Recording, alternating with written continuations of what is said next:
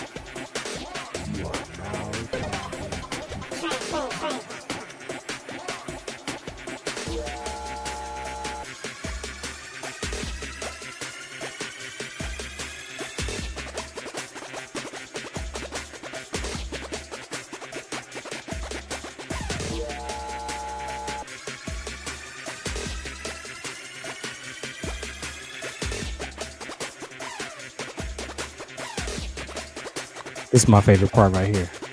You are now tuned in to Clutch.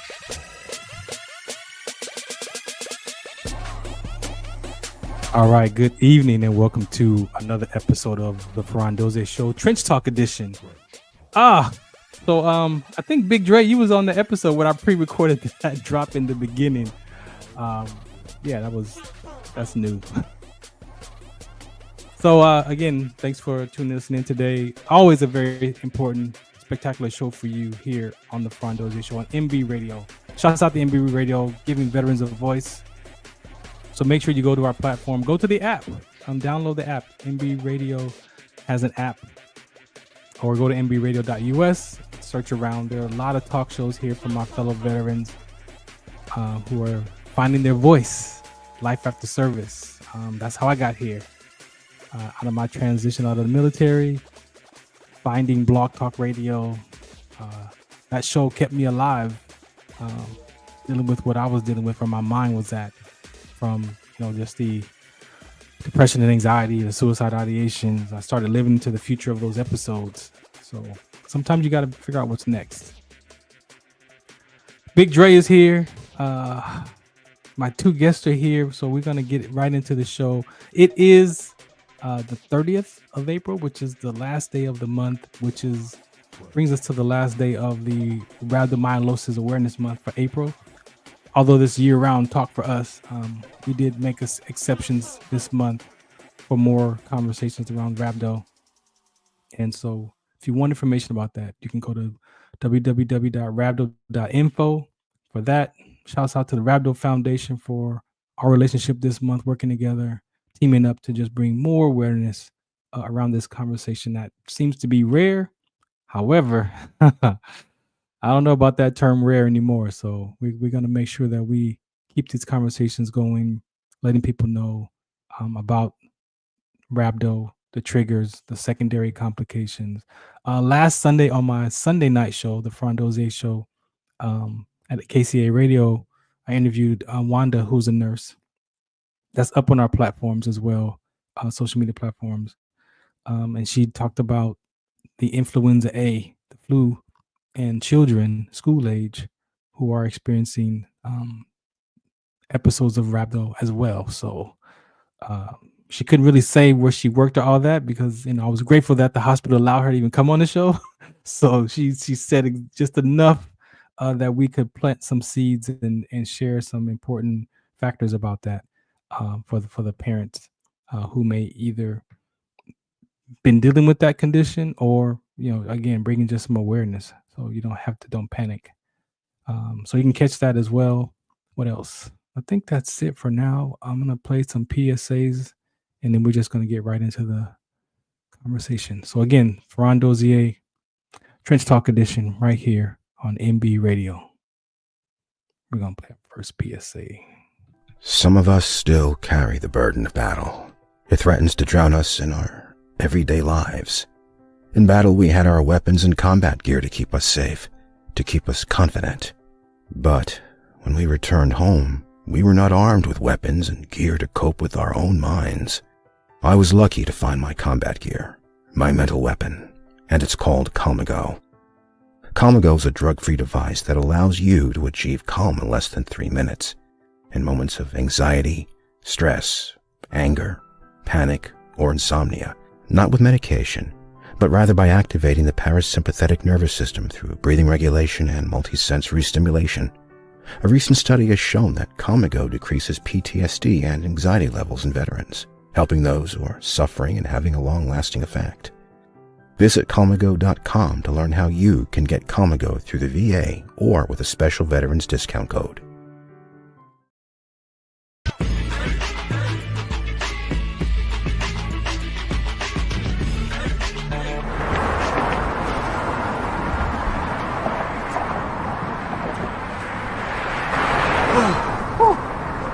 Hey, what's up, man? How you doing? I'm blessed, my brother. How you doing? I'm good, man. I'm good. Hey, did you see the game last night? Oh, that was a good game. But did you see the shot? I lost money from that shot. Oh, too, man, bro. that shot was cold, I man. hated it, but it was good. Damn. What's in those jeans? You really want to know? I do. Exhaustion, muscle spasms, asthmatic issues, unexpected sickle cell trait crises. Damn. Are you serious? When I was young, I found out I had sickle cell trait. My mom's told me, but I ain't have no knowledge of it. But when I got older, I had a child, and the doctor told me my daughter has sickle cell trait.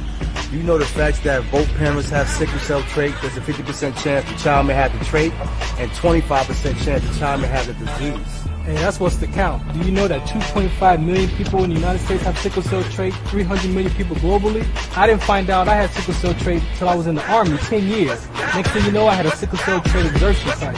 Sickle cell? I thought that was a black gene or something. Nah, man, the Latin community is number 2. 1 out of 36,000 babies are being born with sickle cell disease. You could be Caucasian, Mediterranean, European. You gotta know your bloodline, man. There is an inherited gene in our community that has been forgotten. The name is sickle cell trait. WDCONSCT, also known as What's the Count, is out to bring awareness, education, and prevention to people all over the globe. Want more information? Call us now at 323-215-5384 or visit www.wdconsct.org.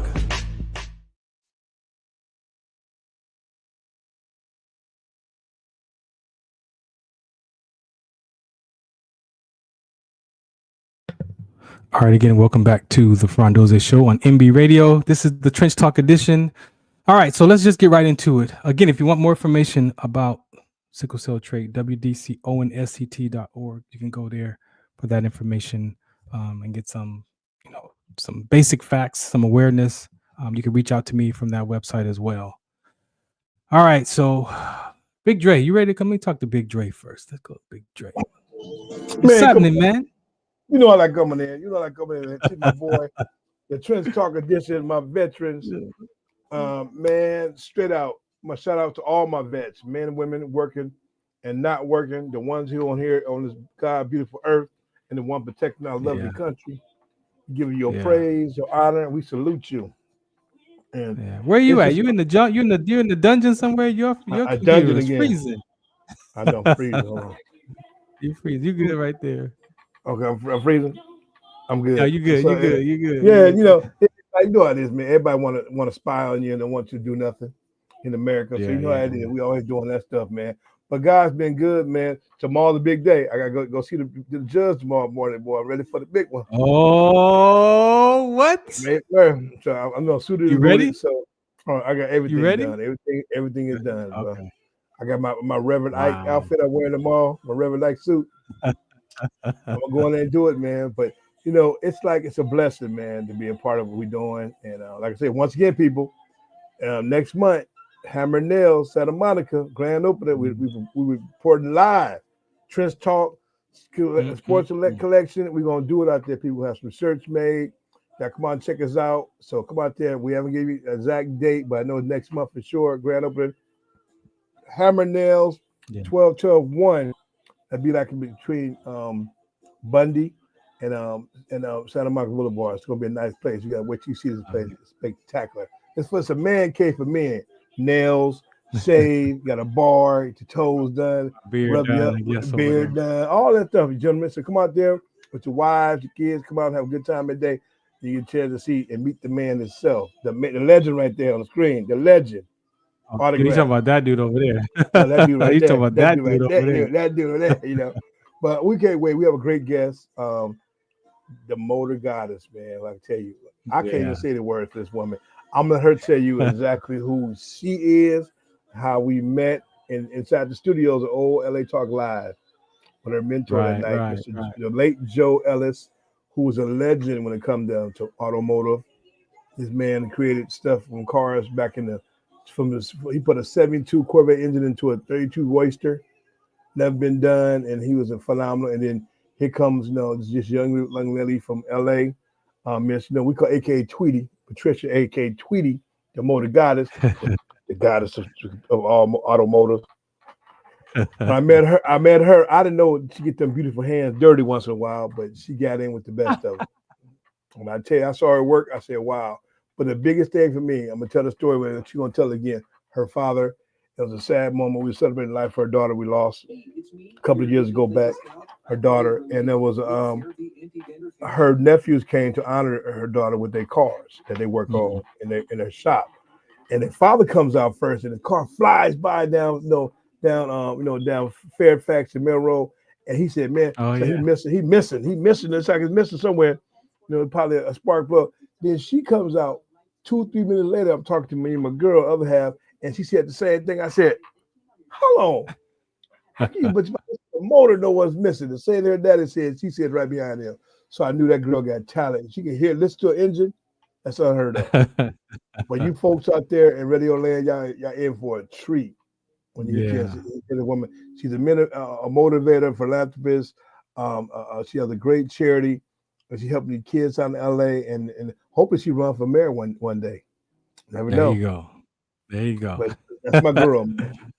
All right, man. I appreciate you, man, for shouting that out. Let me get this episode started with my guy Cyrus. Let's go. All right, Cyrus. Boom.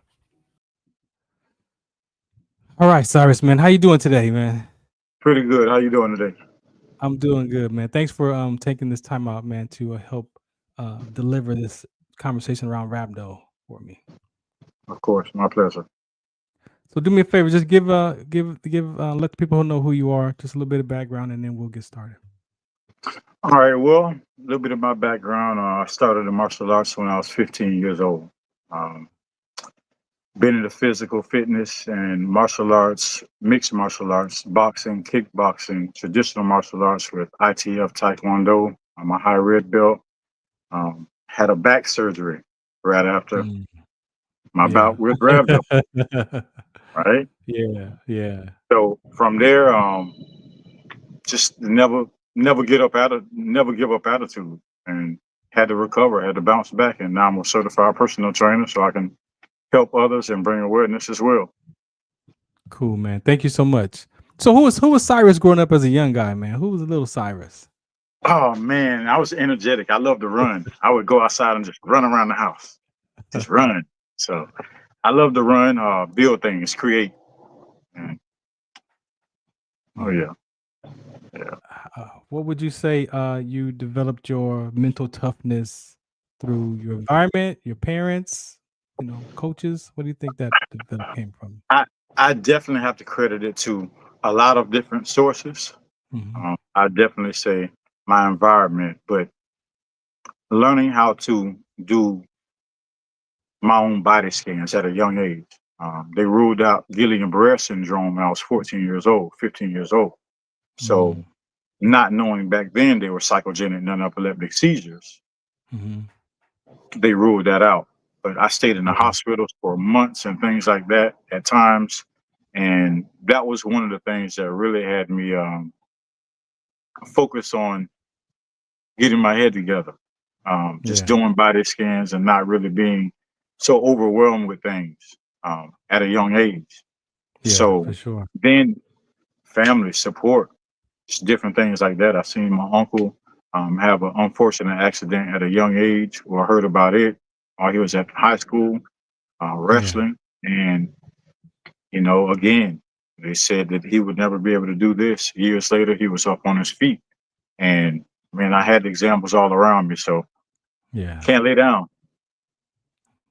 No doubt. You know, we talked about that transition from elementary to middle school, identity kind of crisis that we all deal with, men, women, we all deal with those, right? How did you manage, especially as you share, you know, dealing with, you know, whatever type of illness you was dealing with at that time into your teenage years? How did you deal with that part of your the peer age folks? It was tough. It was tough. You know, you had, you know, everybody got bullies out there.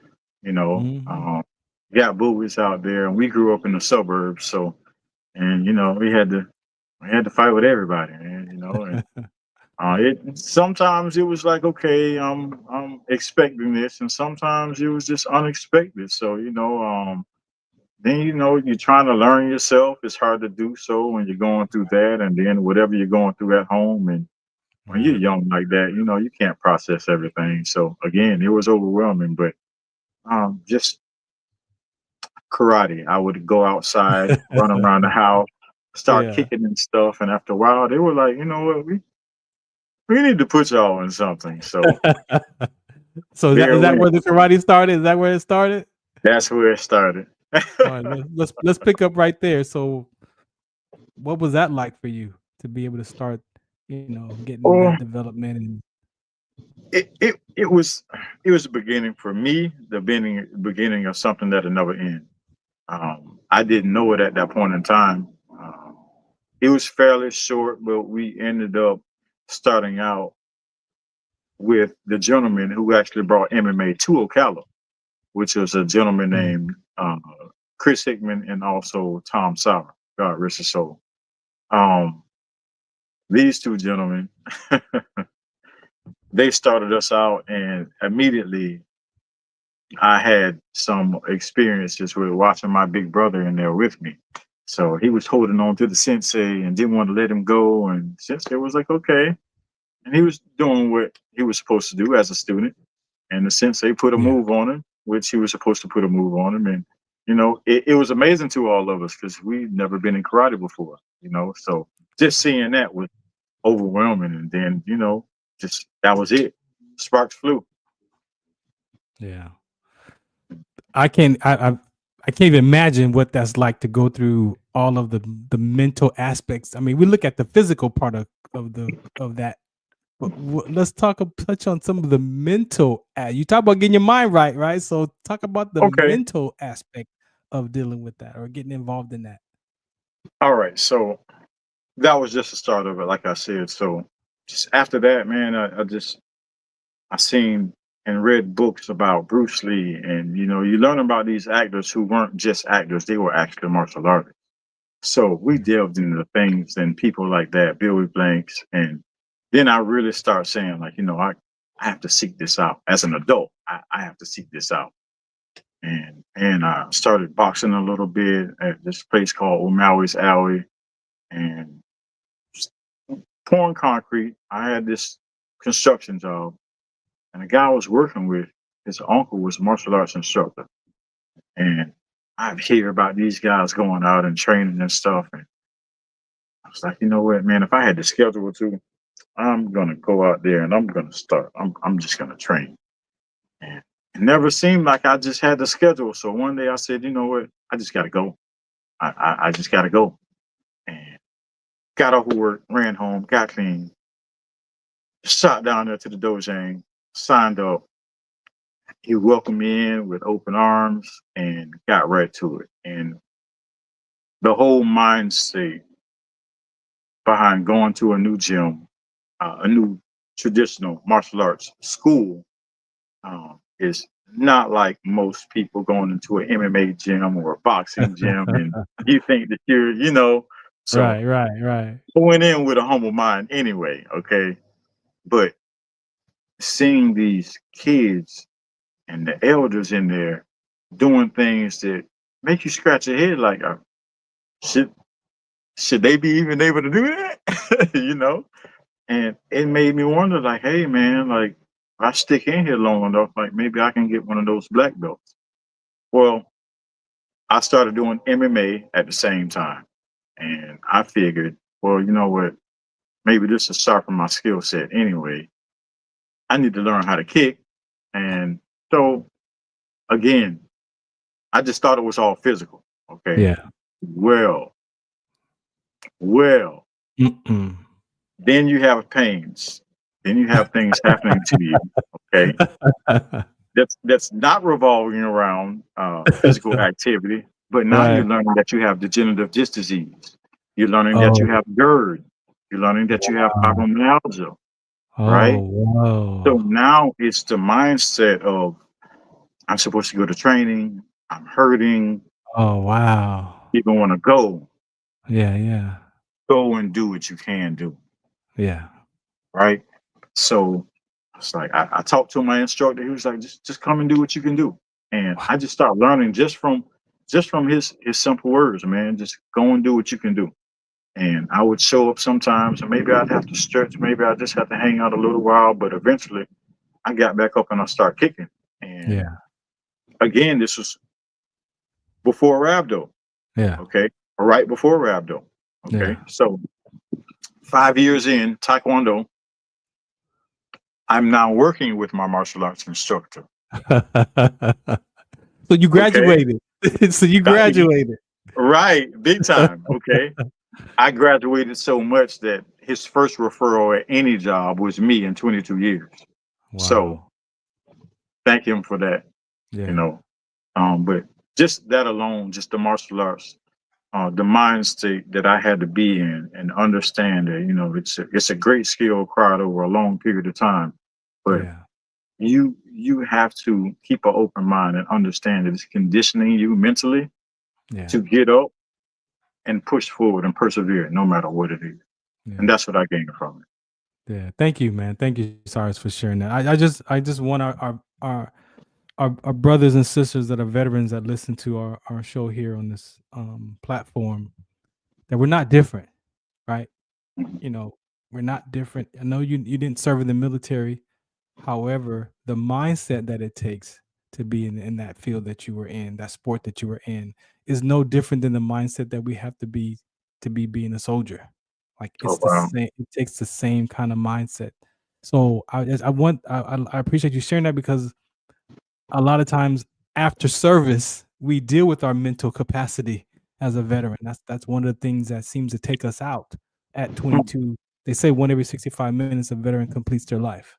So there's something there with that conversation of why veterans feel like that there's a space of hopelessness, despair. I mean, I was there. I know what that feels like. I know what it tastes like, right? But to come out of that, especially around what you're pointing to, is my health, because of my rhabdo and sickle cell trait experience. So now you're looking at not just your physical pain, but now you got mental pain. And for some, it's very challenging. But I knew I had a level of mental toughness, right? Being an athlete, but that experience of that depression and all that was different. It was a totally another space that I had never experienced before. And so I appreciate you for saying that, because for my brothers and sisters that are listening to this conversation, you have what it takes to figure out what's next. You have what it takes mentally to push through and find out what's going on. Even if you're dealing with the illness, right? Those afflictions that, spiritually we talk about, for me, it draws us closer to God, not closer to what the world has to say about those. So just so important. I'm more of a mental toughness in sports. And so again, that's why I ask you specifically about what the mindset around that, because even as I said, for children, the same kind of thing happens when you have that space where you're not talking to mom and dad as much anymore. Now I'm turning to my peers for love and acceptance, you know, and then all that, and that's gonna get broken because that's all trial and error. And then Of you know, course. when that's broken, if you don't have your mindset in some sport or some club or some kind of activity, you can get lost, you know, and that's what we want to interrupt. That is, you don't have to get lost. You can, you know, find that what's next, find whatever you're passionate about beyond the bullying, like everything that you mentioned. Like all of us have some experience of that in our own version of that, right? So before we get out of here, man, let's talk on the rhabdo. What was going on that led up to the rhabdo experience? If you can, you know, talk about that piece. I really haven't reflected on it much until just recently. A cousin of mine, Rico Ross, he passed a few years, I want to say 2 years before I was diagnosed with rhabdo, and he had sickle cell anemia. Well, I have sickle cell trait. Okay. Working with my instructor, Master Wright, Marble Factor. Okay. This is my third job at the time while training and fighting. Okay. Wrong, bad environment. I wasn't hydrated. No climate control, extreme heat, physical exertion. Okay. Yeah. All of the three. That's bound for perfect. They're perfect. Yeah, that's the perfect concoction environment. Yes, sir. Yes, sir. So it all happened to me while I was at work. Okay. Oh wow. Went to the restroom. My urine was the color of Coca-Cola. Yeah. I felt a little bit uneasy, and I was like, "Hold on, something's not right." Like I haven't drunk any beet juice or anything. It's not supposed to look like that, right? Beet is the only thing that would change anything like that, right? So something's wrong. So I stopped my supervisor. I told him, I was like, "Hey man, I think I need to get a ride out of here. I don't think I need to drive in my car. I'm a little dizzy." I said, "So I need to call a ride or something." So called my mom. My mom came, got me, took me to her house. I called a guy I knew. He ran me down to Dr. Cunningham's office. Dr. Cunningham's office was busy. There's a line outside. It's lunchtime. I'm like, man. I said, you know what? I better just wait. So I waited, went in, right? Went in, and this doctor, I remember her name, Dr. Ann Sadler. She said, young man, you need to go to the ER right now. Yeah. She said, I don't have anything here to help you. You need to go to the ER right now. So I thought about the fact that there was a line of people out there. I wrote down my symptoms, and she skipped everybody and called me to come back. I said, you know what? I'm hungry, but I'm going to do it. I'm going to do exactly what she said. I'm going to go straight to the ER. So I did that, got to the ER, swiped my license, put all my information in there, and they came out with a gurney. I'm like, they said my name, and I'm like, here I am. Like, what are you doing? I'm like, what do you mean? What am I doing? They're like, why are you standing up? Like, I just walked in here. Oh. An hour later, I was laying down in a, in the hospital suit, basically with the back cut out, and they start doing scans. Before I know it, I was asleep for 3 days. They kept me for 9 days. 9 days. Yeah, and 3 days under morphine to keep me from going into cardiac arrest. Wow. Yeah.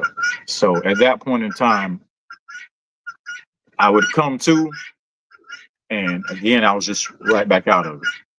Once or twice, I seen like 5 or 6 doctors out there through this glass window, and I seen my mom finally. I'm like, oh. Then I was back out of it again. Wow. Finally came to and asked my mom what was going on. They didn't really know. After about the 4th or 5th day, they moved me to the 2nd floor. Wow. This doctor came in, this Russian doctor came in, and she was like, we're going to treat you with intravenous fluids and aggressively. Like they swapped the IV bags out aggressively. Wow. Gave me ice chips, made sure I was hydrated. Every time I used the restroom, like it would sting. Oh, So man. I didn't know what was what. Well,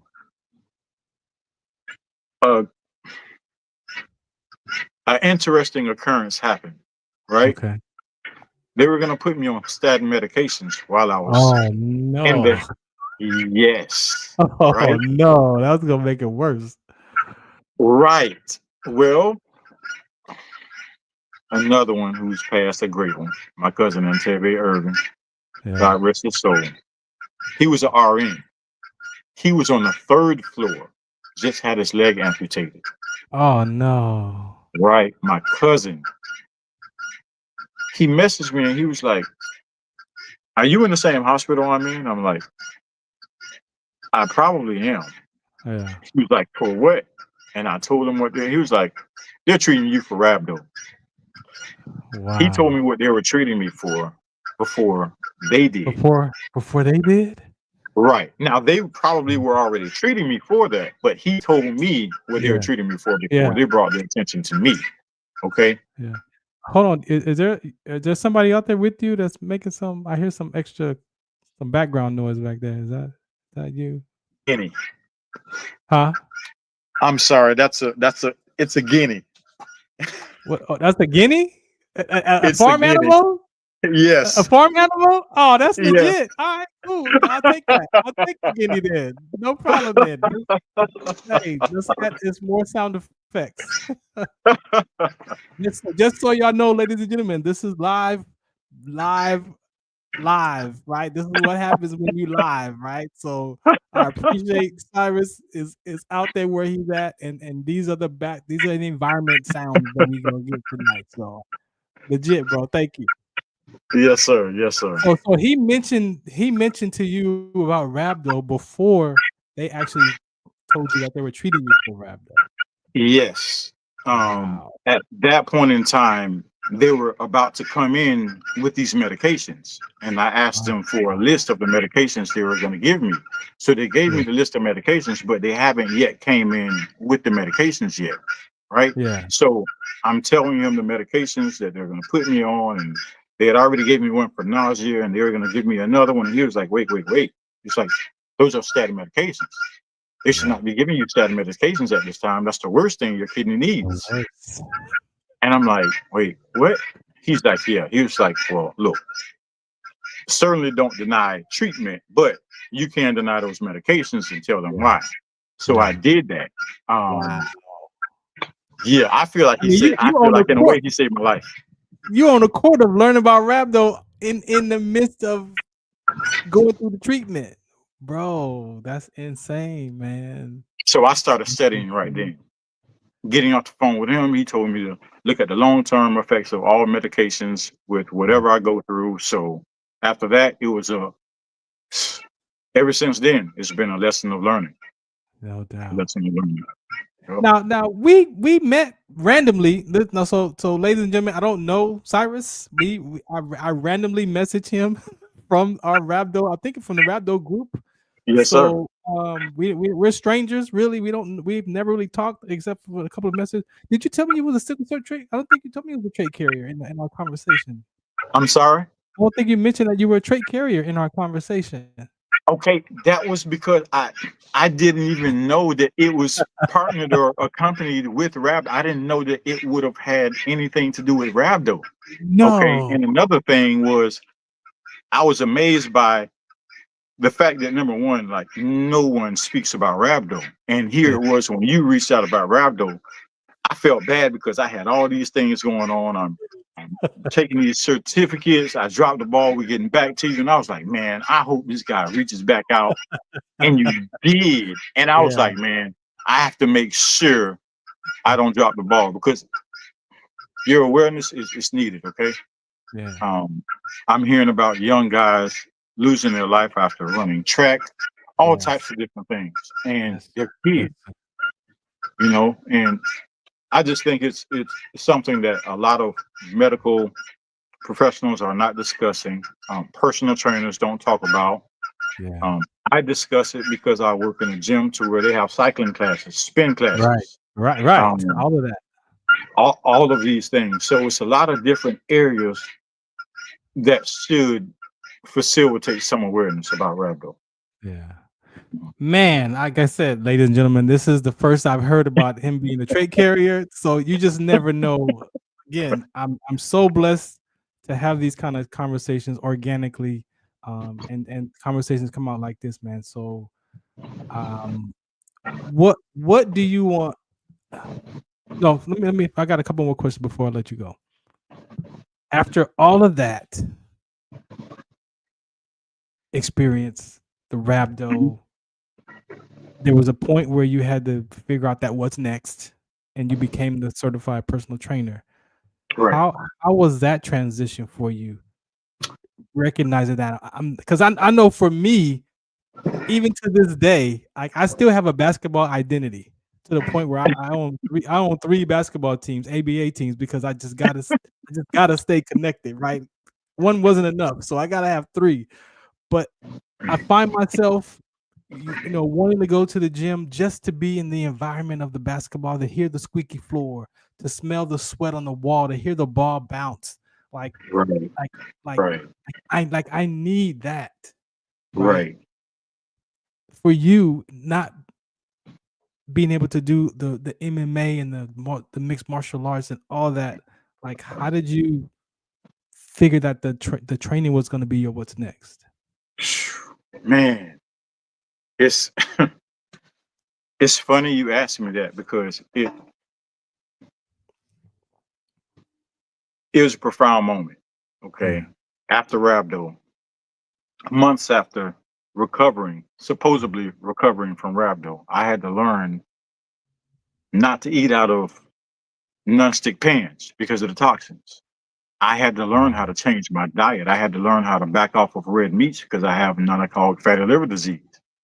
Wow. I had to learn how to retrain my way of thinking about eating, what I was consuming, but also I had to think about detoxing. Yeah, exactly. So with that, my lumbar fusion, I found out that the disc was completely degenerated. So now I didn't know how or why I got rhabdo. But I'm just like, hold on, again, not properly hydrated, very hot conditions, okay, and very extreme, working excessively, working very hard, okay. And a dash of sickle cell trait. And a dash of sickle cell trait. Right. And have to add that, which I did not know. Right. Okay. At the time, right. At the time I didn't know. Okay. So now it's like, okay, the doctor's like, hey man, you have cervical spinal stenosis. I'm like, wait, what? They're like, yeah. They check my lumbar. They're like, hey man, you have retroprosthesis of 5 millimeters and a fusion. So now I have a completely degenerated disc, spinal fluid leakage. My left leg stops working whenever it wants. I'm walking and it feels like concrete and I'm stuck. Okay. So now I'm thinking I don't want to think. I'm thinking suicide. I'm thinking I don't want to be here. What else am I going to do? I don't know if my leg is going to be amputated. I don't know if I'm going to be confined to a wheelchair. Oh, wow. Okay. So I go from working multiple jobs. I have to dissolve my mobile detailing business. I can't work. I can't go and take my black belt test. I can't do anything. I have the back surgery, right? Friends that I've been knowing since elementary school, middle school, high school, they start showing back up, coming through. When I tell you, I have family that I've built on the outside, and I love them all. Okay. Yeah. My mindset then was, okay, I can't stay here. I can't unpack here, okay, because I have all these people who want to help me and who's loving me. I got to help myself too, Yeah. So I had to get back on the mend. again, I went back to my diet. I had to look at the medications that they're trying to put me on because in 2017, right after rhabdo, I went blind and deaf from being on the Wellbutrin and Zoloft. Oh my goodness. Other medications as well, Klonopin, because I have psychogenic non-epileptic seizures, right? Today, I can happily tell you I don't take any medications. Wow. Okay. So I started eating right, hydrating, taking care of myself. I knew I couldn't stay outside much in the heat like that. Yeah. So I go outside a little bit, get some direct sunlight, come back inside, hydrate. I'd ease myself bit by bit. Wow. It took some time, but again, you have to show up. Well, after some time, I knew I wanted to get off of the cane and off of the staff. And I was like, man, like somehow or another, like I have to make this happen. I have a couple of fighters reaching out to me. One guy by the name of Ian Stewart, and he was down south, and he was like, hey man, I have this fight coming up, and I just wanted to see what you think about this gentleman here. I'm like, okay, you know, when you come up, bring some footage or send me some footage and we'll talk about it. But we went over some things and just discussed it. And I'm sure he has a nice support system. He has a coaching system, okay? And I think he just wanted to pick my brain. So we went over a few things. And that lit my passion back up immediately. It just fired me back up. And I was like, right, man, in the environment, huh? In the conversation of it, huh? In the environment and in the conversation. And when he showed up, because he came from Port St. Lucie, okay, he drove a couple hours. Yeah. Okay, he came up, he showed up to the house. I'm like, oh man, like he's serious. But I started training this guy. I started teaching this guy when he was like 13. Now he's in his 20s. So there was a connection anyway. You know what I mean? So I'm just like, man, like, so I figure, you know, maybe I have something to give, but just in a different way. Yeah. And then I seen my mom's health declining. And I'm like, you know what? Maybe everything I'm going through, I'm getting up to this cane. Maybe it's not for these young folk. It's not for these young kids anymore. I tried that already, you know. So I had to hit it hard. I became a certified mushroom farmer, changed my diet. I looked at Yaki Awake and I got into the herbal detoxes. And then I said, okay, I'm back in the gym, slowly but progressing. I dropped my visceral fat level from a level 7 to a level 1. And again, I have none I call fatty liver disease. Okay. I start doing my own meal prep. I just went to a Cheney Brothers not long ago and earned my self-serve, my self-safe, self-start, certification. Okay. So again, I'm trying to utilize these things to where it's something I could build off of and help my mother and those in front of me. So I started studying, became a certified personal trainer, and got a job out in the villages with the senior citizen community. And that's where I do my work at. That's cool, man. That's legit, bro.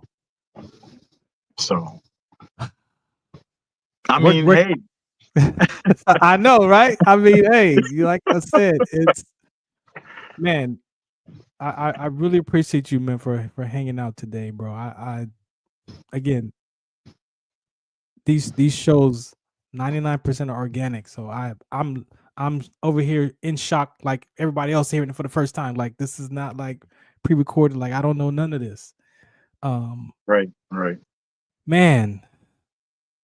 Clearly, your Instagram, your website, Instagram is up there where your name is at, so you guys can make sure you go follow him if you're interested in his conversation. I hopefully you and I can continue some work around this, especially as my blood brother, my trait brother. I would very much like that. Got some conversations to have because I definitely want to move this rhabdo, the sickle cell trait, of course, but this anybody can experience rhabdo, right? Anybody can experience rhabdo. From, like you said, from statin medications to inherited genes, not just sickle cell trait, but other inherited genes. Now we're talking about people may have muscle disorders that they don't know about that are triggering the rhabdomyolysis, right? You talk about your detoxing and dieting, like all that stuff. We talked about influenza. Like there are things that can trigger rhabdo from just a person not knowing their health condition or their health status. So Right. to me, that's definitely important. Any last words you want to say before I let you go? Just thank you.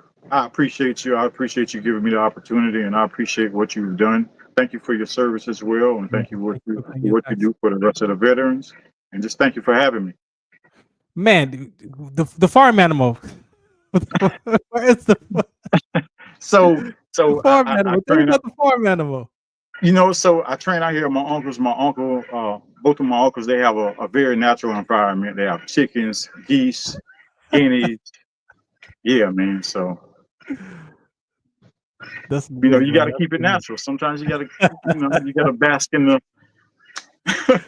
I was like, is that a swing? Like, what is that? What is that noise? What? And I'm trying to act like I don't hear it, but I'm like, we on Roku TV, so I'm pretty sure if people watching TV, they're like, what is going on with this dude's audio? Right. This is real life. This is real life, ladies and gentlemen. This is what it looks like, man. Cyrus, man, thank you so much for your time, bro. I look forward to speaking to you offline. My pleasure. Thank you for having me. Yeah, thank you. All right. What can I say? That was part 1 of the Trench Talk edition. Coming up next, we got Tweety. Let me play these PSAs and just go right into part 2 of the show with Big Dre and Tweety. Again, I appreciate those of you who are watching. If you listening, those background noises, it's part of the reality of what it is to be live on the air. So this is what you get. The Farron Dozier Show, Trench Talk edition. Shout out to WHATZ DA COUNT. Zetovia salve, made from natural and organic ingredients, good for inflammation, poor circulation, hemorrhoids, yeast infection, lip sores, dry coughs, eye pain, minor cuts and bruises, and ready to purchase at botanicaherbalco.com. BOTANICAHERBALCO.com. botanicaherbalco.com. Muchos de nosotros nos vemos afectados por la enfermedad de células falciformes a diario y un número creciente simplemente no nos damos cuenta. Los impactos de esta enfermedad afectan a todas las personas y especialmente a las personas de color y con antecedentes diversos. Estar en servicio conmigo y con los demás a medida que creamos una mayor conciencia sobre cómo identificar y dirigir el tratamiento de los rasgos de células falciformes y ayudar a las familias a saber cómo superar el trastorno de células falciformes. WHATS. Do you remember studying sickle cell in biology class?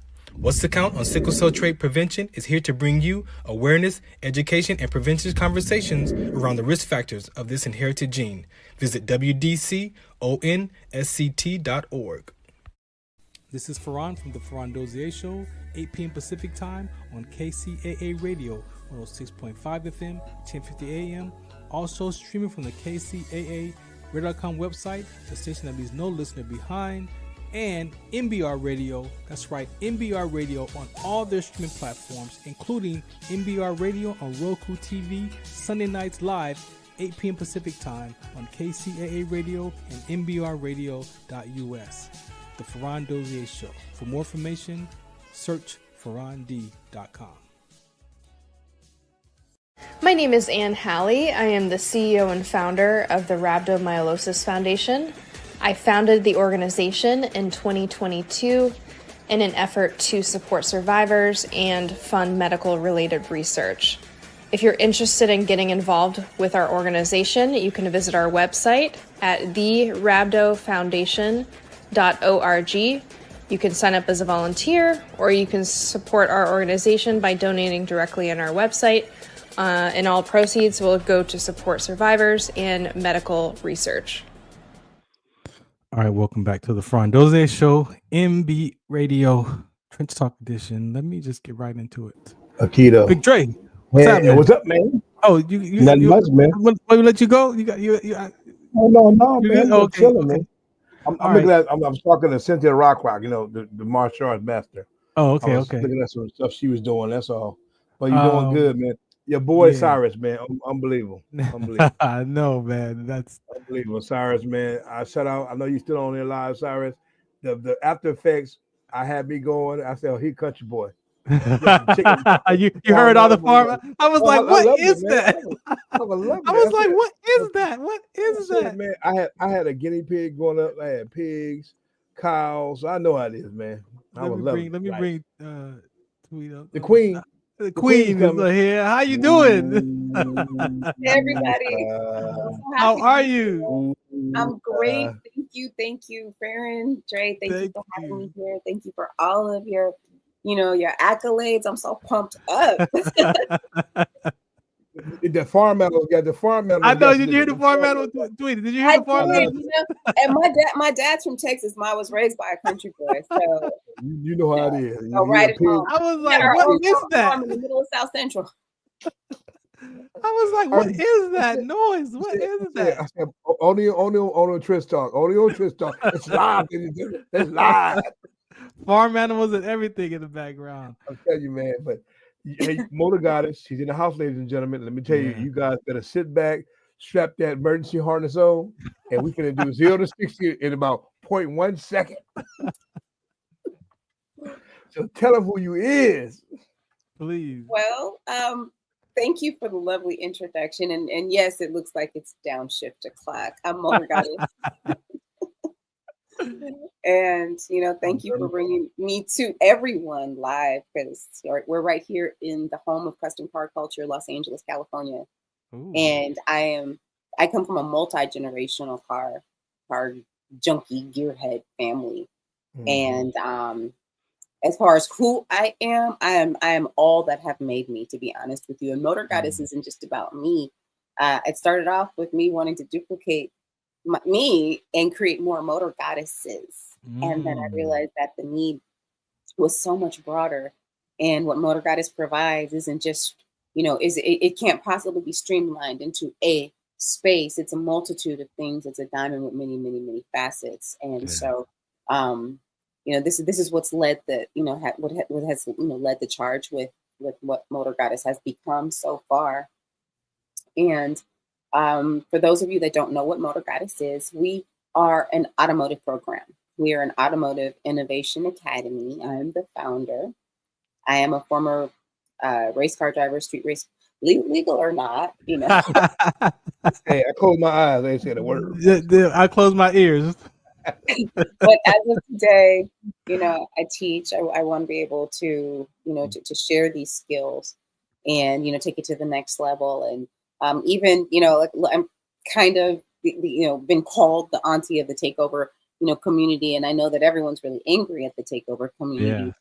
Motor Goddess actually is working on initiatives for safe racing because, it's easy to say, oh, these kids are bad, or maybe they stole their cars, or those are stolen parts, or, there's lots of things, but these are kids that built a car, sometimes from junk. Drifting. And, they work to get their parts. And, maybe there's some other stories. I get it. We work with everyone. Yeah. But I remember myself, if you can build something out of a junkyard and bust a quarter mile in it. Something's going on back there in the mindset. Yeah, something's going on. And you got a handful of tools and the ingenuity. The ingenuity. So I decided to, to try to locate these MacGyvers and give them all of the tools that they would need to succeed. And our program covers everything automotive. Wow. In the future, we will be actually going so far past your basic automotive. We build race cars, we build customs. The future of automotive program covers things like XR, VR, AR, gaming use to design and produce vehicles. So eventually our kids from disinvested communities, I'm talking WHATZ Compton, Inglewood, all over Los Angeles, they can actually, the Motor Goddess learn to self-manufacture. We're talking about a whole different game. Now, into transportation technology, the idea is to kick that garage door down. And come on, y'all, let's go. I know. you know, I'm so inspired today. I found out today that there's a new car company that's coming out of Atlanta. There's a new electric car that's self-charging, and it's a owned company and manufacturer. And you better believe I'm gonna be working on the fund to take there to visit and be inspired by this man and this whole team, because I'm sure that's what it takes. It takes a team. It takes a team. Yeah. Amen. I don't want to dwell there, but I gotta see if you can go there. Or go there. Sit in there. Take it there. The street racing portion of this conversation, right? Without getting yourself in any trouble. As you mentioned, as you were talking, what my mind came up with is the same way that we talk about how to lessen the gang violence on the street. Like your program is doing the same thing, but in an automotive way, right? Yeah. Like bringing the anger to the the motor. It's an inspired thing. I can't say that it's original. So when my dad came out here from Texas, he first lived in Long Beach. LBC. And at the time, Long Beach was Oh yeah, of course. Crazy. It just got cleaned up. Just got cleaned up. My 30 seconds ago. This is like the 50s, early 60s, you know. Mm-hmm. And I mean, it was just a wonderful time for the car, you know, for car culture in Los Angeles, you know, and what happened here went all over the globe, right? It's car trending all over the world. Well, yeah. My dad came out here, went to Long Beach, and his brother was already out here, and my Uncle Sonny is like a whole other legend and a whole other story. Like, and so my dad looked up to him, and he ended up working with him, and then coming across another friend, my dad's partner, Big Willie Robinson. And eventually, Big Willie had a racetrack for us to Terminal Island. I'm sure you guys. Oh yeah. With the Brotherhood of Racers, and so this is like very deeply ingrained, and whether it was track to track to track. You talk about like my dad killed lions, Jackstrip, Terminal Island, Adams, Willow Springs, Pomona. Irwindale, turn his nose up to Irwindale, and I used to love Irwindale. It's one of my home tracks and gatherings. It's now gone, ladies and gentlemen. It's now gone for me. And I understand. As a rally driver myself, like I really understand that. So when it comes to the street racing, I got it honestly. I got it honestly, and my nephew is actually one of the most, premier street racers right now. He's like they call it the Donut King, but he headlines like almost every show out here on the West Coast, even like LS Fest in Vegas and the East Coast and everything. In fact, I was looking for the video I wanted to share with you, but I couldn't find it. He opened up SEMA this past year. He was the first car out in one of our shops from our program. And that's big time, SEMA in Vegas. Very big time. Those who know about that. I've been once. That's really big. Like that's big. It's so big, make it say ooh. It just went like like global stuff.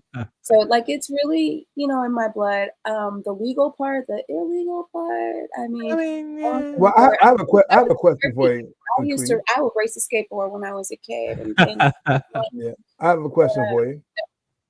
Go ahead, Big Dre. Since Irvine is now closed, for all you people out there who don't know, they recently shut down Irvine Speedway out there in the city, Irvindale, pretty much.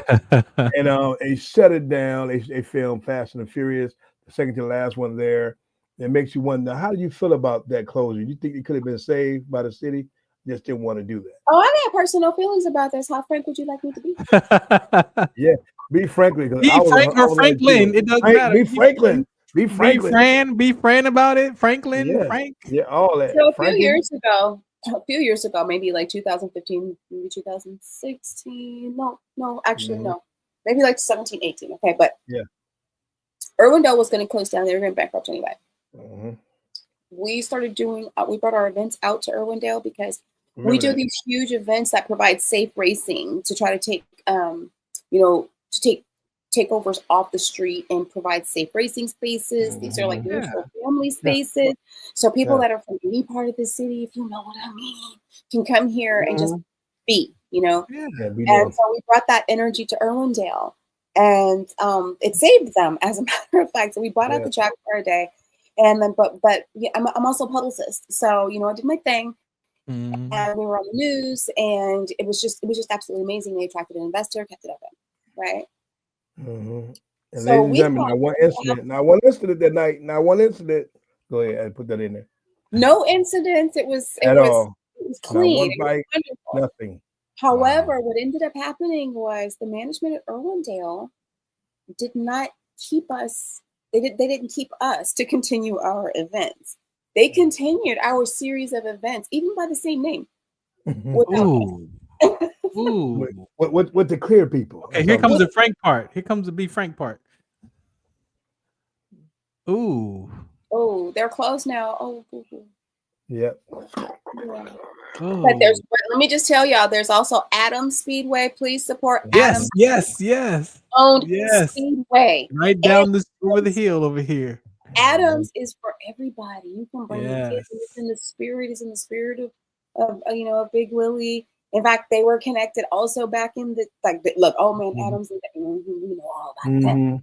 So you know, it's a legacy. It's a legacy location, and we really want to keep it in family. You know, so please support Adams. And if you just want to really crank, please don't forget Willow Springs, because you know if you're really a driver, you want to head out to Willow Springs. Willow Springs. Oh yes, ladies and gentlemen, I've been there a couple that's times. an amazing track, and we have all of California. If you really want to take a drive, go on up to Sacramento. We have a couple of annual events in Sacramento that are safe racing days. Our turnouts are like 5,000 people. People come from all over the country to support safe racing initiatives. And way better track. And for all my rich, fat pocket friends, you who may be watching this, I'm not threatening you. Get in that pocketbook and bring some of that help these kids for the future. Stop playing around and taking that $400 million and buying a Lamborghini, which you can't even race on public streets because it runs out of gas. You can't even go that fast anyway. So take that $400,000 and give it to these kids, man, and get them off the street. So they won't be taking your car from you on the street at gunpoint.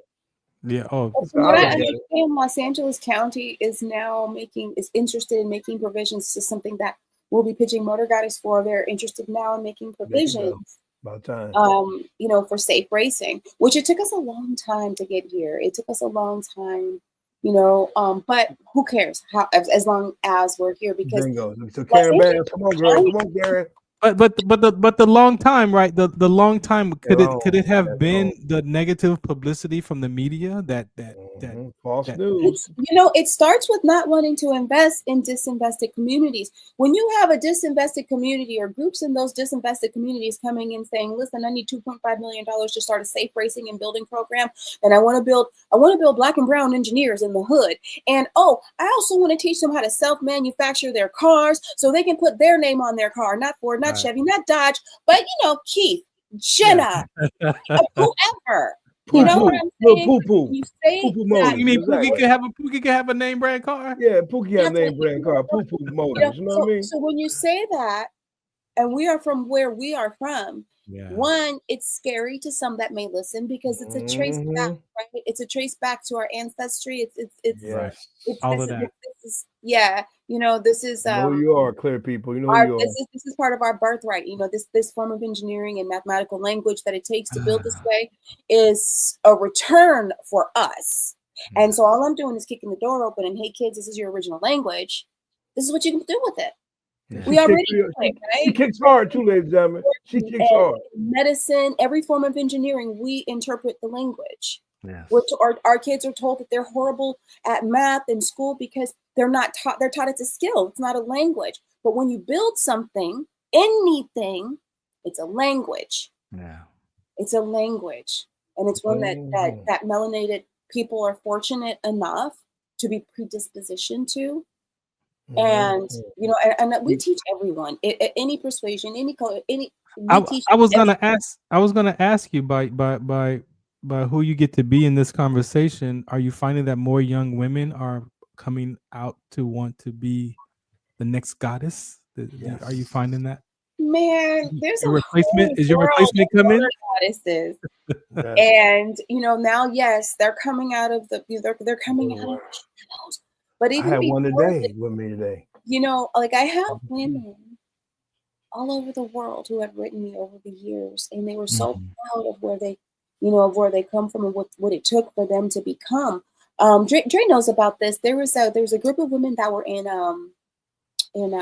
Pakistan, and they created a movie called Speed Sisters. Yes. And it's about women driving and racing in the Middle East. And let me tell you how deep the passion is.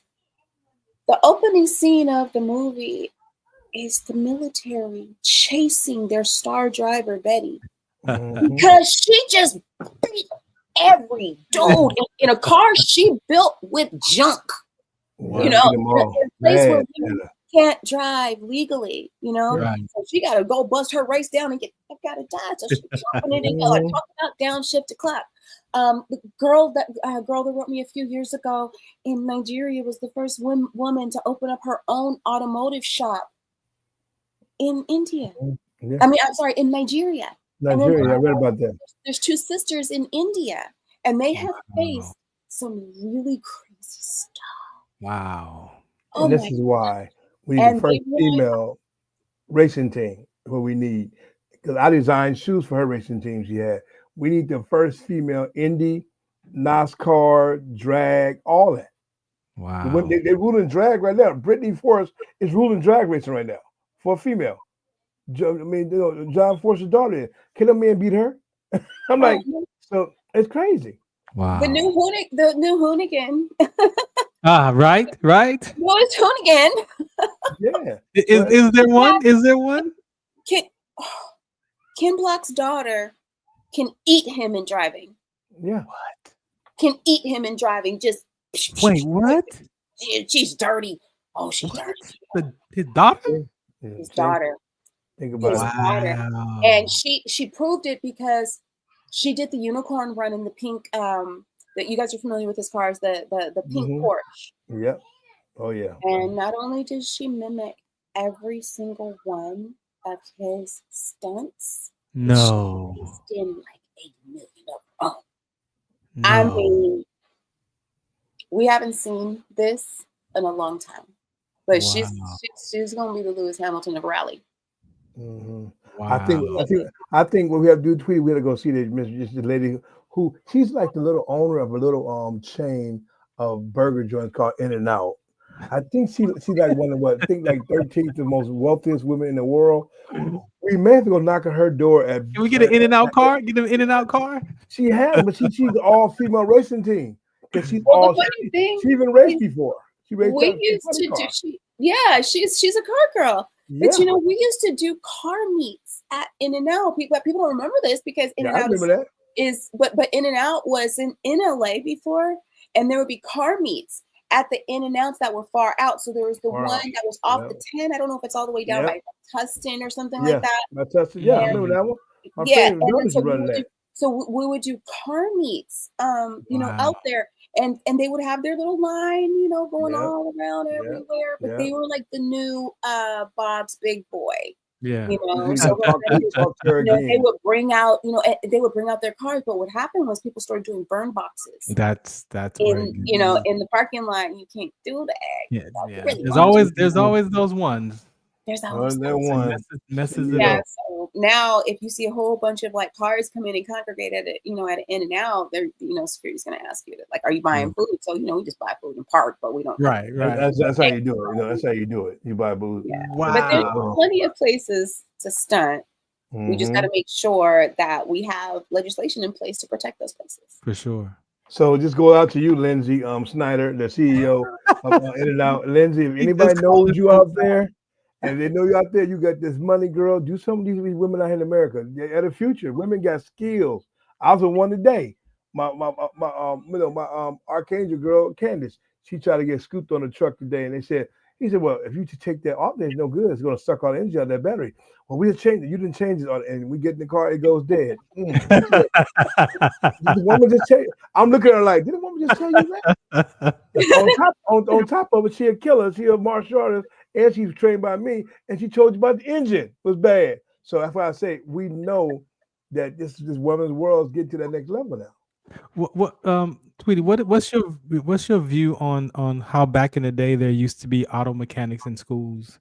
Do you feel like that should definitely be brought back for in our education system?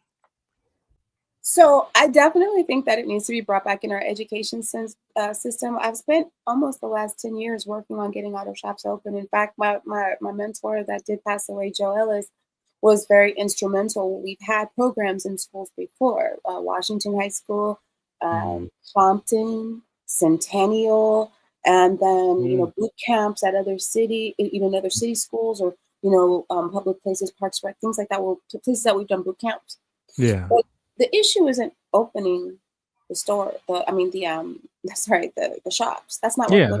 That's not I'll tell you this because I was picked to be the first Black female shop teacher in LAUSD history. In fact, I was looking for them all over the country.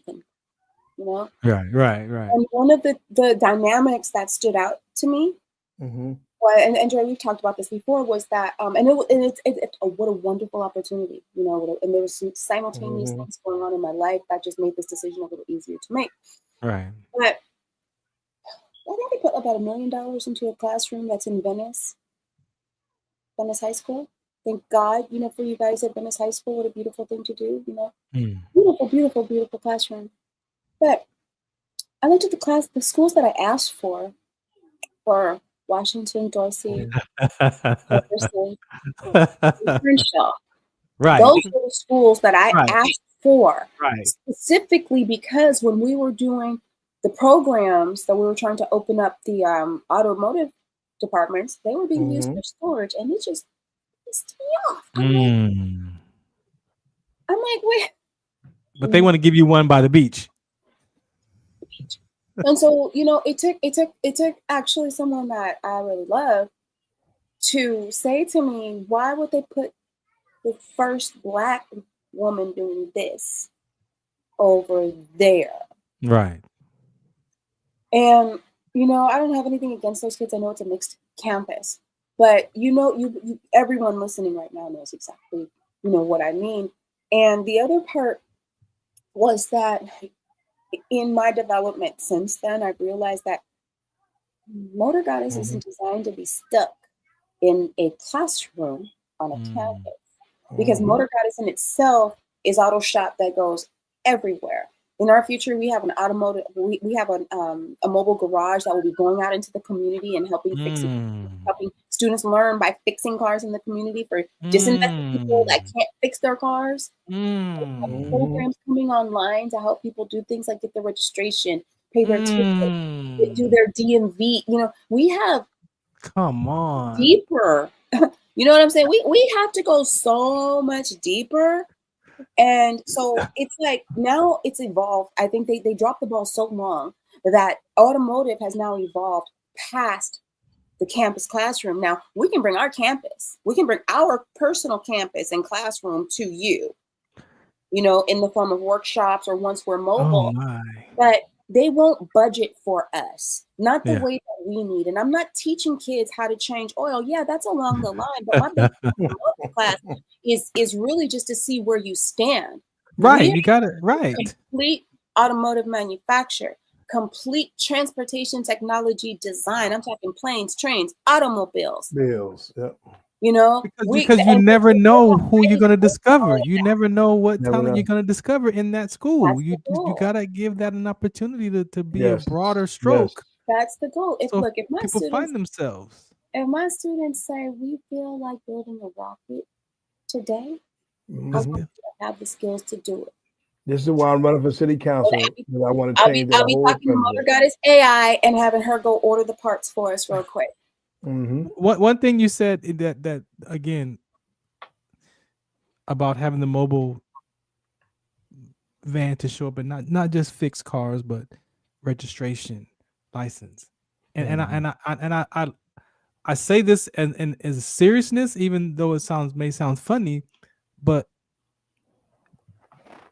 to run the risk to run to the store knowing that my license is my registration is expired, right? But I got to go get this milk for my baby at the store, and I'm gonna take this chance, knowing that if I get stopped by the police, there's a whole lot of other unforeseen consequences. And when you said that, that's what stood out for me, to go into that area, help these people get their vehicles in order, because that's a lot of times how they stop us.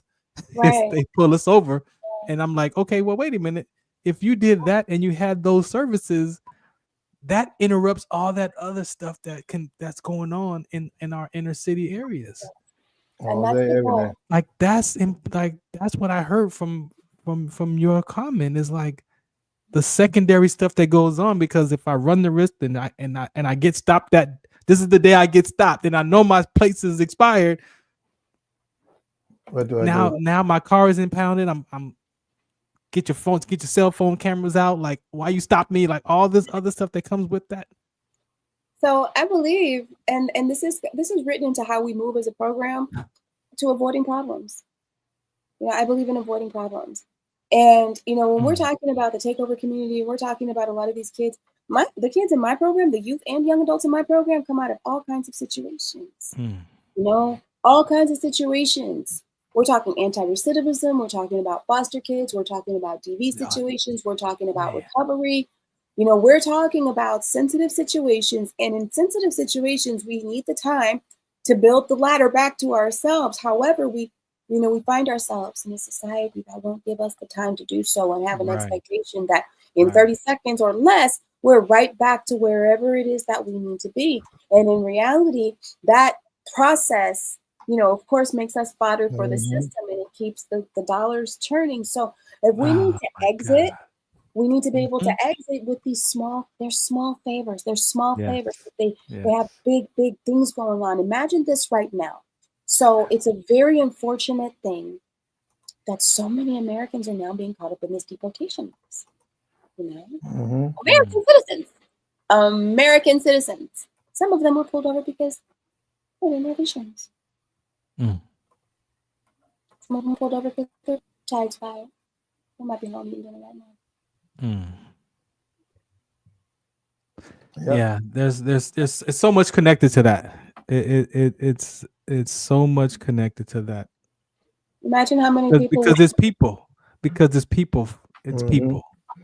This is why I want to build. This is why I want to build an academy in Los Angeles, a $55 million academy strictly for that. People to learn the traits about fixing on the EV stations, AI technology. I mean, auto vehicles for the, like she said, the Motor Goddess said, for a new generation of kids want to have their own engine, their own name on it. Yeah, because you never know the next person, the next scientist is right there. The next car Nikolai Tesla, designer, never know who it is. The next person is right there, and they never know. Wow.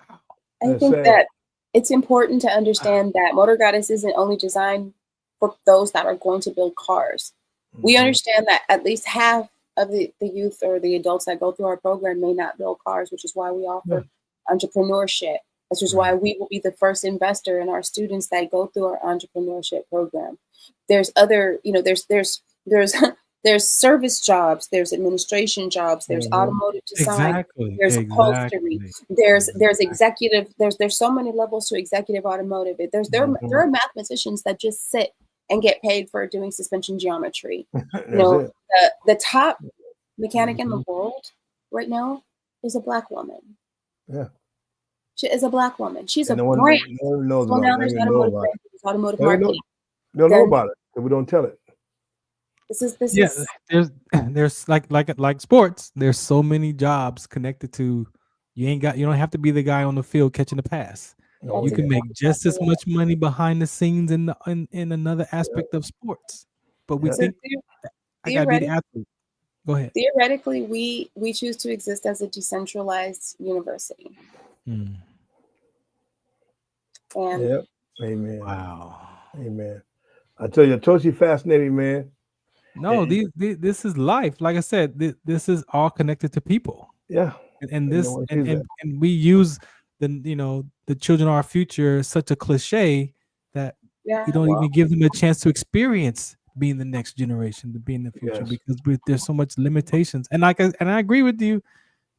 even in my advocacy work for sickle cell trait and some of my conversations, we just don't need to be involved in the government system because it's just if we wait for them to do it, it's just red not tape. It's just not gonna happen. Red tape. It's guerrilla red tape. Yeah, if it's not gonna happen. So some of these aspects we have to be willing to take on ourselves.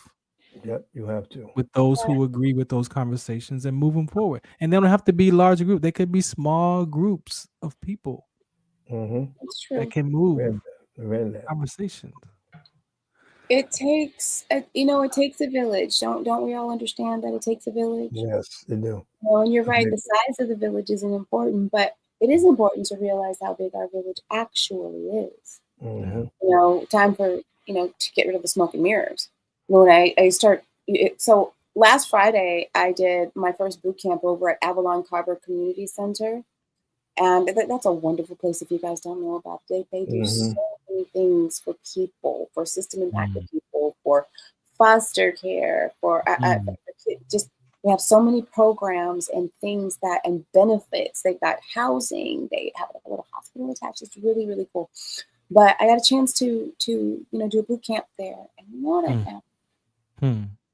So I think there were other classes going on in the building, and of course, when they hear that automotive is going on, all the kids come downstairs, and they all end up in the automotive class.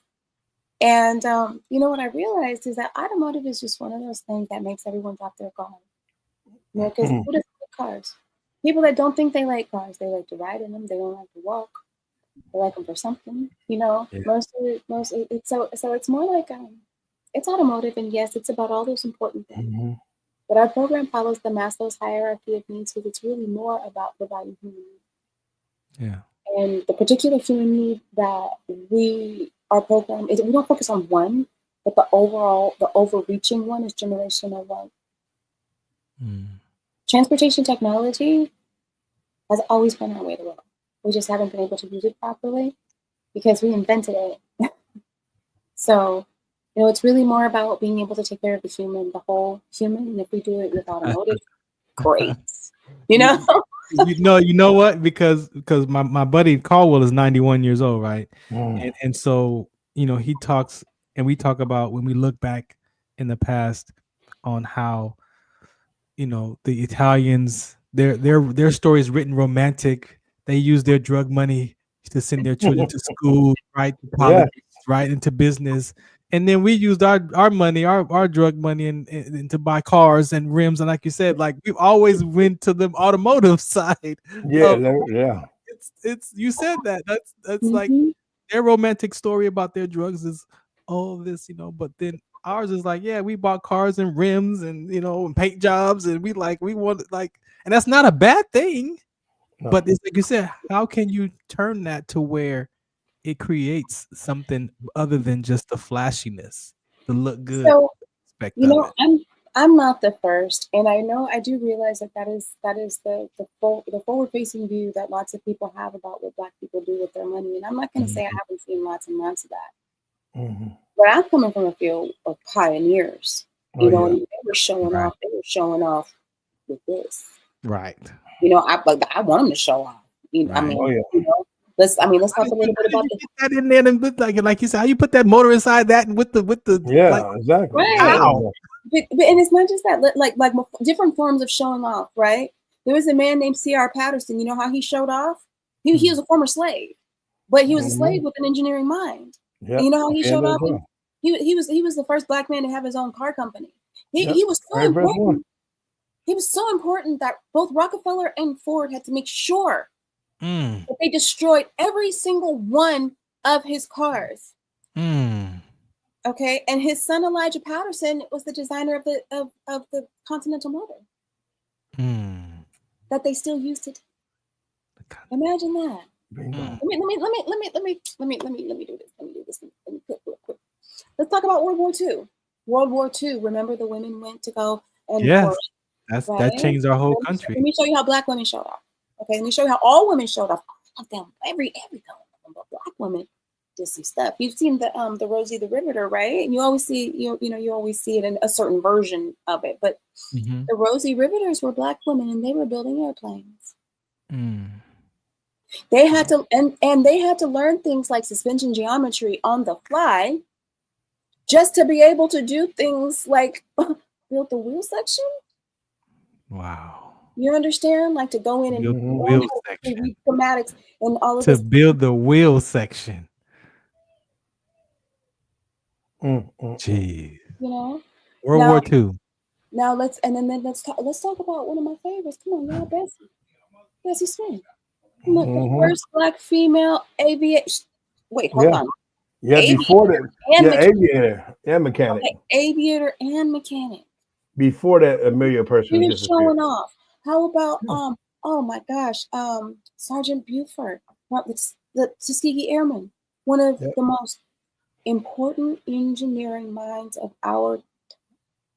Yeah. And he wasn't even an engineer technically. They was just like, you're gonna have to fix the planes now. Yeah. You know. I'm gonna wake up and have me a. I mean, that's what I think showing off is. And then let's go ahead and Yeah. move into the 50s. Let's go ahead and move into the 50s. The gassers, right? Gassers. Oh, okay, let me tell you how my uncles were showing off at that time. You know, there wasn't a place for us in racing at the time, but most of us got our skills from our uncles or great uncles that were running moonshine. Right. They were running Window. right? Window. And in fact, one of my uncle's really good friends became the first Black man to race in NASCAR. Window Scott had a movie. Richard Pryor played in the movie. Remember? That was Grease Lightning. So the thing is, we've been showing off. Yeah. You know, we've been showing off, and it wasn't always just about showing off. Like, let me be flashy. Flashy, right? You know, let me be flashy. And if we were, excuse me, and if we were doing it to be flashy, look even further in our history to the days that we were draped in gold. Right. You know what I'm saying? So all of this has just been a path back to who we are, and sometimes it gets diverted in our communities because we are so deprived. But why wouldn't we look at the return? When we're talking about those gassers, they came out here to California. My uncle was one of them. And then they shared their engineering skills, and next thing you know, they're you know, there's the whole culture popping off out here. Yeah. You know? And I'm not I hear you saying is we have to get our own narrative back too. Yes. Because they take our narrative and they rewrite it. Change it. Like I said, they change the context. They make it look like I said, our version of that is gangster. Right. But the Italian and the other second-class citizens were romanticized versions of their stories. But ours was gangster. We did the same thing. Everybody was doing the same, running moonshine and whatever they was running. Everybody was doing it. Everybody was doing it. Same thing. But at least I ain't black. The narrative. Yeah. That narrative. At least I ain't black. Yeah. I heard that. That's what I heard. And that's what Motor Goddess is here for. That's what we will do. That's what we have been doing. And, you know, just like pioneers that came before us and created great change that changed this industry and others, I'm always here to hold the gate open for the ones that are coming through. Yeah. Because look at where we are in technology now. Cadillac, who's a GM product run by a woman. Shout out Mary Barr, she is badass. They're coming out with the first luxury flying car in 2026. There's a whole new set of engineers that's necessary. We're not going to be locked out of this. No. We're not. The transportation technology jobs now will be starting. We'll be starting at about $120,000, $150,000 a year. Yeah. Now, and that's like before we throw AI into it. Yeah, before AI. So that narrative about the next transition of automotive, we've got to deal with the old views of automotive as a mechanic, as a grease monkey kind of mechanic, because I think people still have that. When you say automotive, I don't want my child to be in no automotive with changing oil, like you said, changing oil and oil. Like some people are still trapped, right? Some people are still trapped in that old. A mechanic is the grease monkey saying. Not after they come to a boot camp. Jeez. Not after they come to one of my boot camps. My boot camps are. I'm in this for the Malcolm X moment. From 1870 to 1940, That's in 1940. We as black people owns about 50,000 patents and still counting. Not even counting Germany, and England. Not even counting them countries. It's our turn. It's our turn. We probably close to 1 million patents owned by black Americans. That's right. And you look at it, you look at us and say, well, wow, how did y'all do that? We didn't do it because we had cornbread and biscuit in the belly of the beast. We did it because we had charisma, we had skills, we had a know-how. That's why we was famous inventors. My grandfather pulled a tree up in 1914.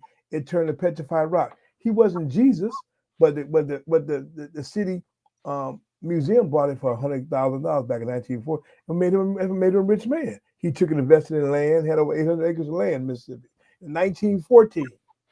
So, and he was like 17 years old. It's our turn. So it's like you can't sit up and tell me history have not been made, and we are history. United States of America should be called United States of Black America. It should be called United States of Black America.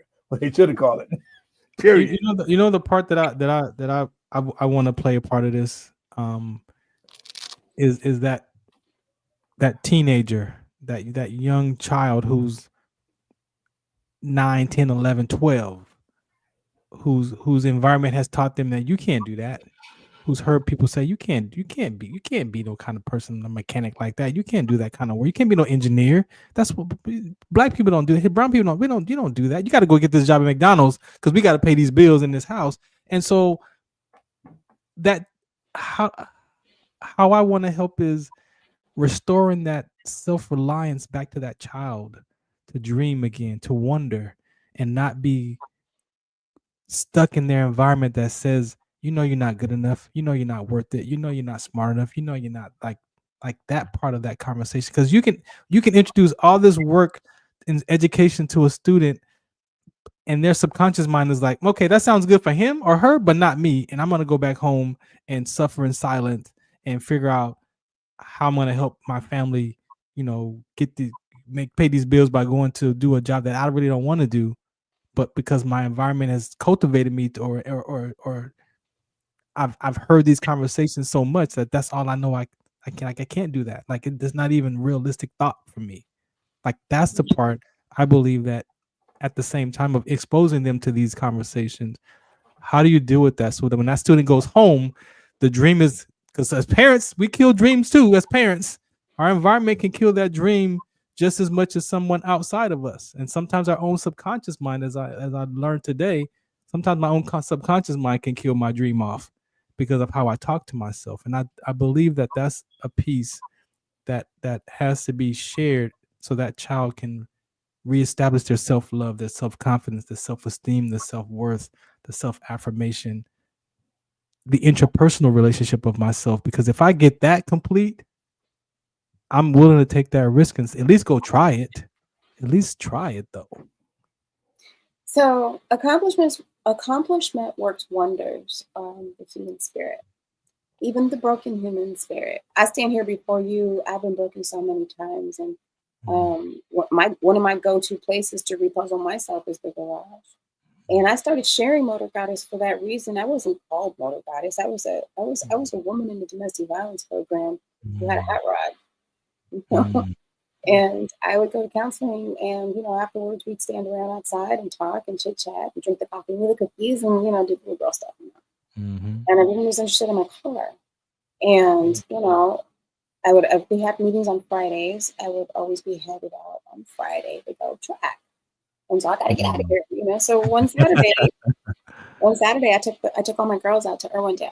All the girls in my group, I took all of them. My treat, I took them out to Irwindale, LA racing. I bought them cars, and a couple of the girls. I'm going to try to tell you, and I know you asked about a child, and I'm going to get to that in a second. But I'm speaking to brokenness.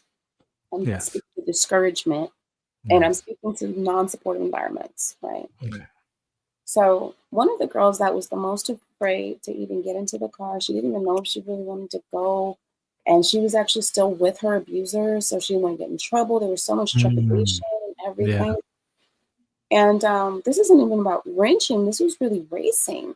She was the one who couldn't get out the car. It took her the longest to get in the car.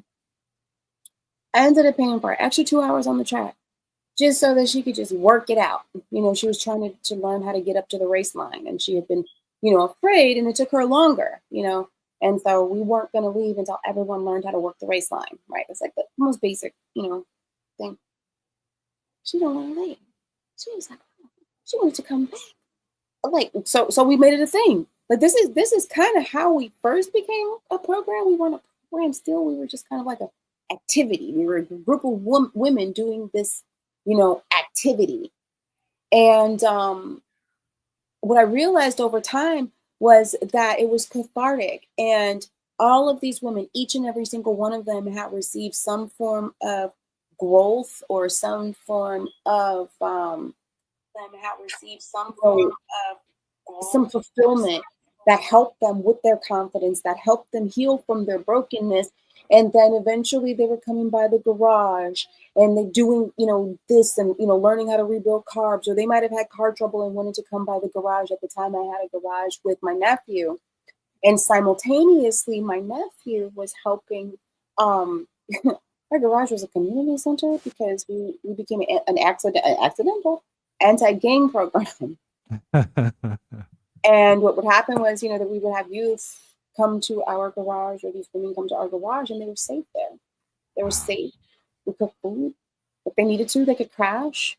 There might be mixed legalities with that, and motor oil, but this is safe. Wow. This is a safe zone. And so whatever neighborhood we were in and any of our shops were in, our shops became a neutral zone. Yeah. And we had kids of all ages. One of the youngest, the young man, I mention his name, he's, keep him private, but there was a young man that had been working with us that was very, very young. He was like, 12? Like, no. Yeah. When he first started coming to the shop, he was like 9 or 10. Wow. And then 12 before he moved away. And he could build a motor better than an adult. All he needed was some puppies and some adults to move stuff around from him. Within a year of working with my nephew, he was already a master builder. Wow. So it's a confidence. There's a confidence. For some of the kids that go through my program, that have been through situations with some of the things that you cannot believe. Foster care, system impacted youth that have been in like camps and juvenile hall and just horrific family situations and things like that. They find actually within it, even if it takes them a long time to get into the journey, they find a peace in it. There's a peace in building because your hands can produce something and can complete something. And it's not about what anybody else told you. You don't have to listen to what's in your head anymore once you know what you can do with these. And it doesn't matter if it's a carburetor. It doesn't matter if it's changing a tire. It doesn't matter if sometimes, in these situations, I'll think of light lesson plans where I could literally walk someone, a young person through, a very simple repair or a very simple maintenance problem. Mm-hmm. And then they get that little bit of confidence. That big confidence. Yes. That's what we're saying. Reestablish that confidence. That's so. And they'll want a little bit more. Yeah. Hold on.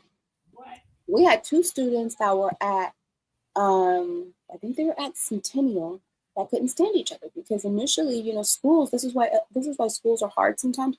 They'll give you. All they want you to do is babysit the kids that they can't afford to suspend.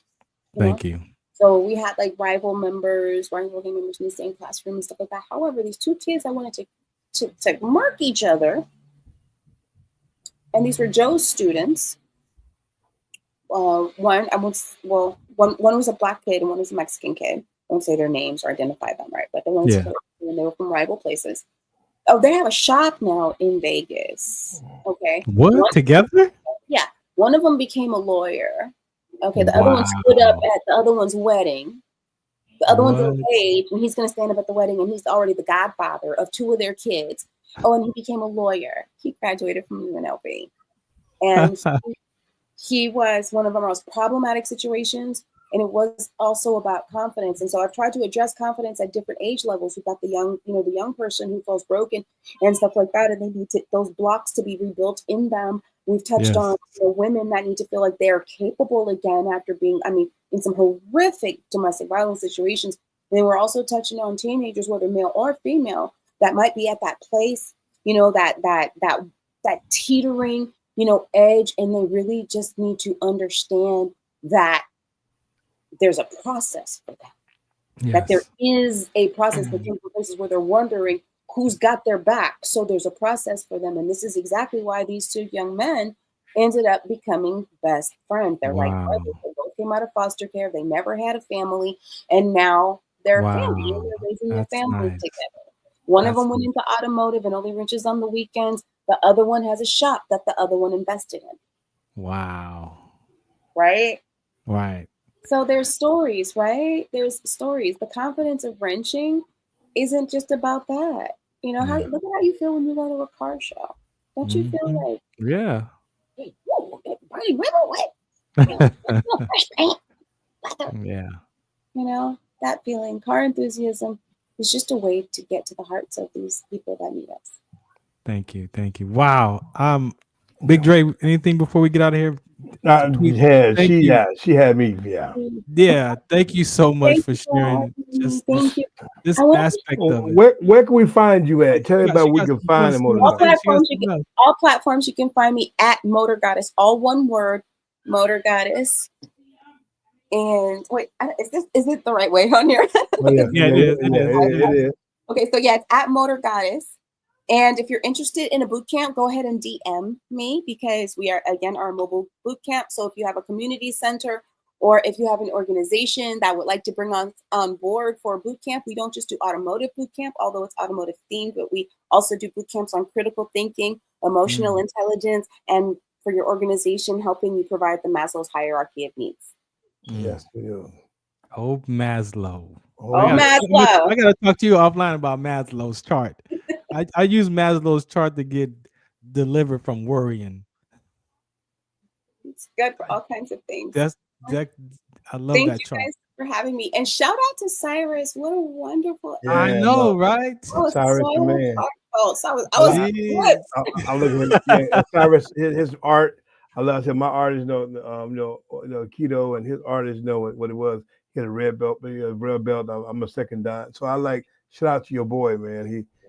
And dealing with Rhabdo with that when he's dealing with, man.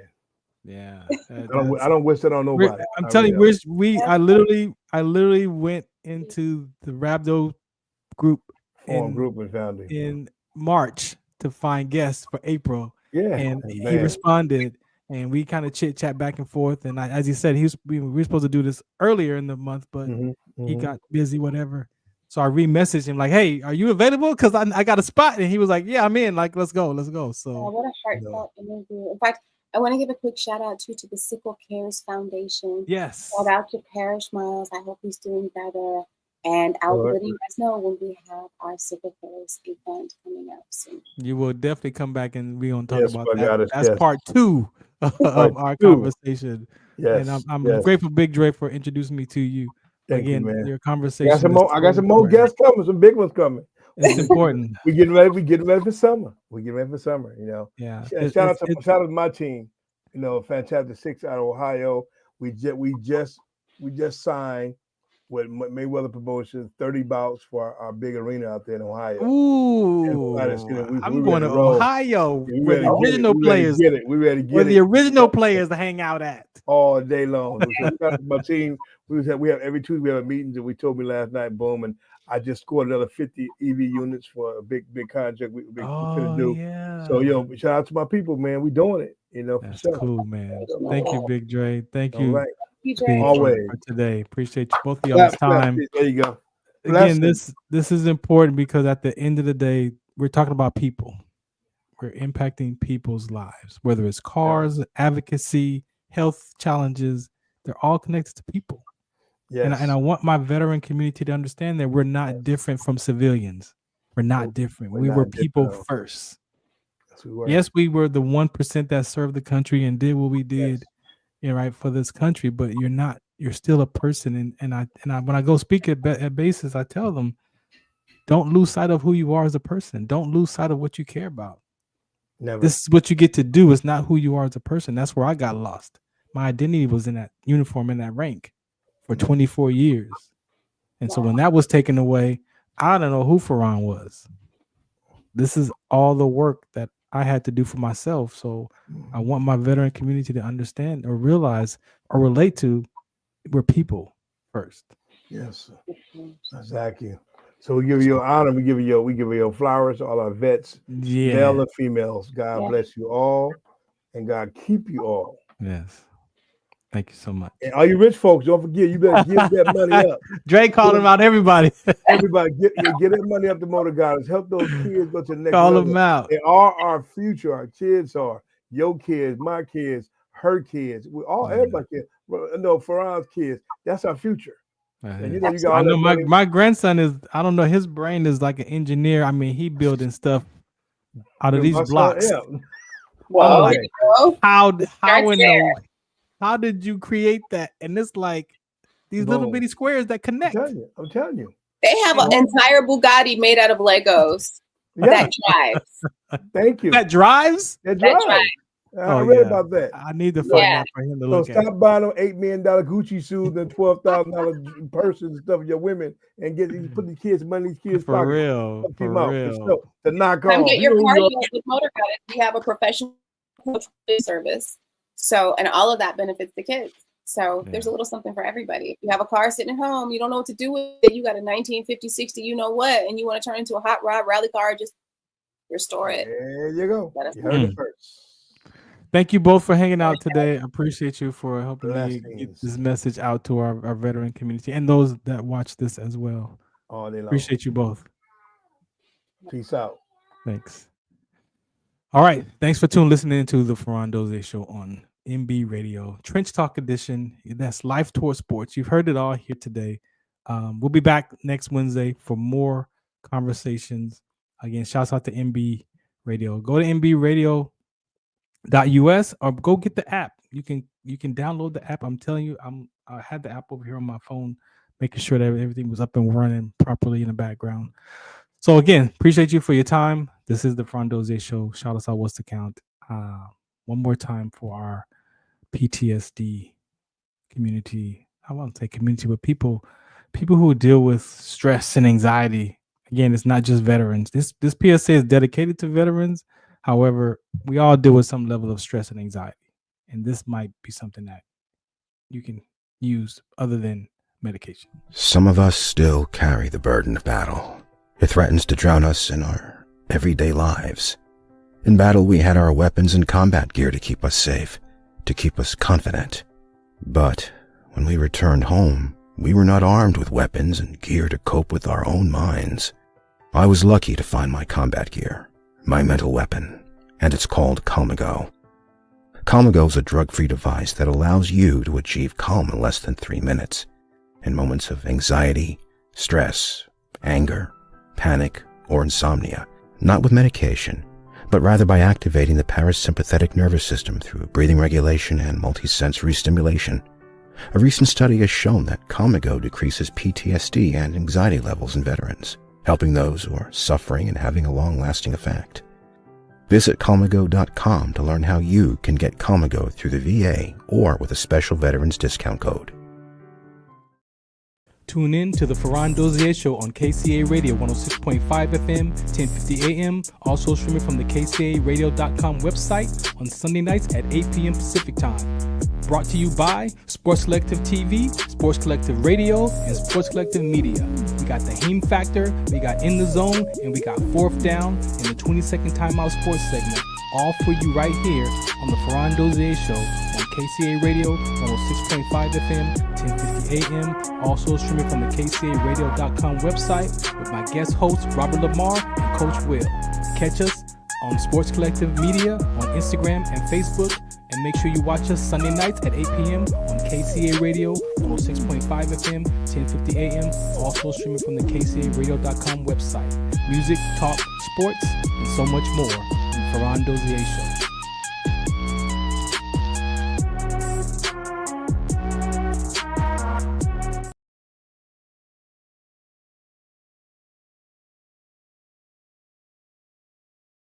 Ladies and gentlemen, thank you for tuning in to Military Broadcast Radio. As we wrap up today's show, we want to remind you that the podcast of today's episode will be available right after we go off the air. So if you missed any part of the show or want to listen again, be sure to check it out. And remember, we're here to support and honor our veterans. Your stories and experiences matter, and we are committed to giving you a platform to share them. That's right. We're here to give our veterans a voice. So don't forget to catch the podcast and stay connected with us. Giving our veterans a voice.